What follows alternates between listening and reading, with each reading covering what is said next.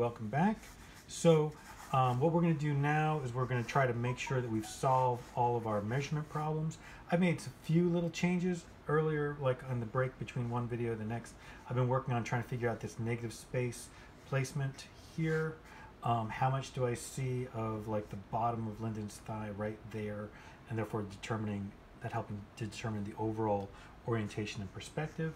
So I'm going to make some basic kind of measurements. I'm switching from Vine, which I really like Vine as a beginning gestural material because it is so loose and it encourages kind of like working quickly and seeing the whole. But I'm switching to Conte because it's more precise. And I'm going to much more try to think about kind of like that, things like that precise measurement, or the relationship between like these ankles, or the relationship between the toes.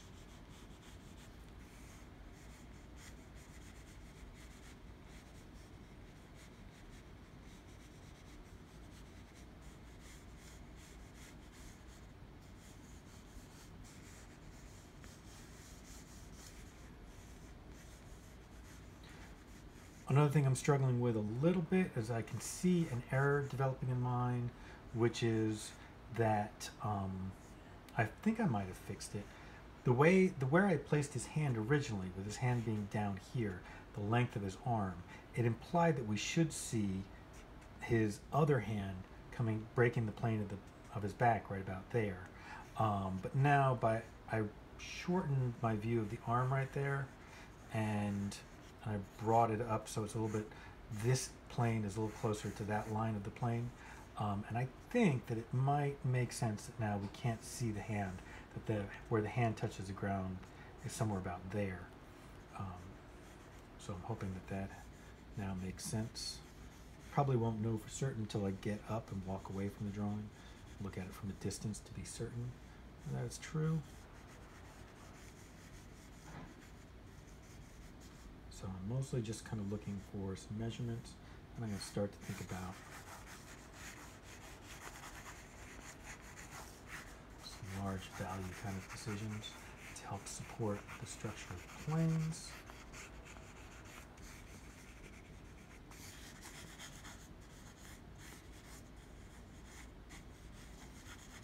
I say this in class a lot, so I'm going to repeat it here, which is that, like, figure drawing is about finding metaphors. It's not just about observing accurately, although that is true. It is also a creative act, and it's about finding what's the right geometric metaphor for the understanding of what you're looking for.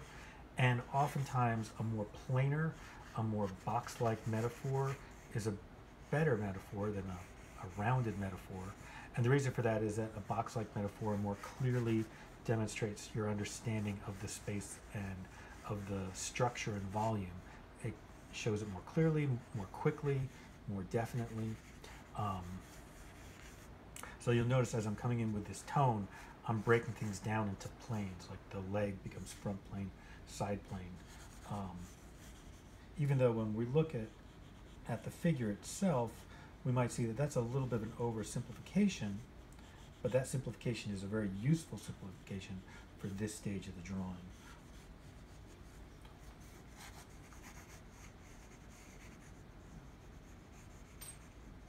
I'm thinking about this drawing going to about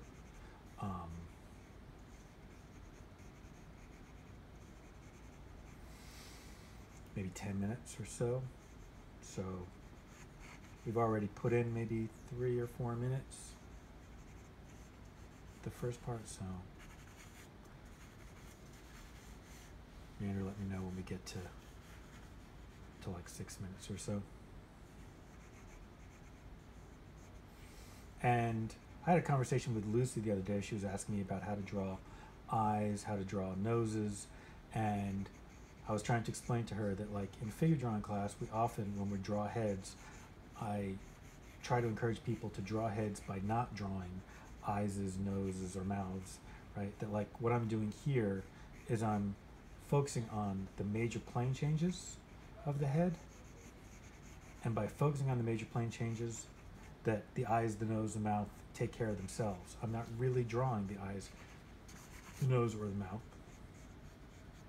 Instead, I'm drawing the plane changes that create and define those things. And I'm putting in about the same amount of focus and attention on the knees and the kneecap as I am on the planes of the head. Not trying to treat the head as being an emphatically more important part of the anatomy. All right, I think we're getting close to an end stage here, where I think the main thing I need to do is maybe somehow solve this problem. If I can figure it out. Maybe I can, maybe I can't. And